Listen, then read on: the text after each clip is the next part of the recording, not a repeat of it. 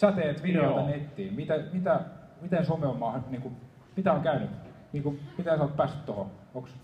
Jaa, mulla ei oo mitään hajua.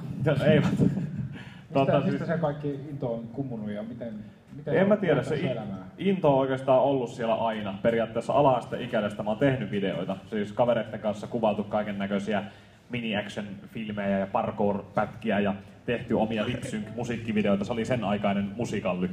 Tehtiin Beats and Starsin kappaleesta Dynamite, semmonen oma lip-sync-musiikkivideo. Se oli oikeastaan ensimmäisiä videoita, mitä on duunannut. Se oli joskus, kun olin 3. luokalla varmaan, about.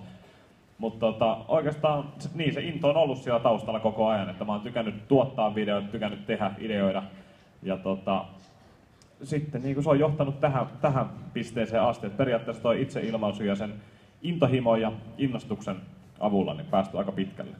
Mutta some on upea paikka, että se voi mahdollistaa sulle se, että sulla on jokaisella teillä on kännykkä ja teillä on kamera ja enää ei tarvii sitä, että niin täytyy saada tuhansia euroa, että saat joku kameran ja editointivälineet, vaan sä voit tehdä kaiken sun puhelimella ja aloittaa tekemään, niin julkaisemaan juttuja, mitkä on sulle tärkeitä ja missä oot hyvä. Jos oot hyvä tekee vaikka potki jalkapalloa, niin sä voit tehdä temppuvideota nettiin. Ja siitä hienoa on se, että se on niin koko maailma on saman tien auki. Äijä alkoi Jämsässä duunaa videoita ja sit sä oot täällä. Niin, sitten mä oon täällä. Terve. Kyllä.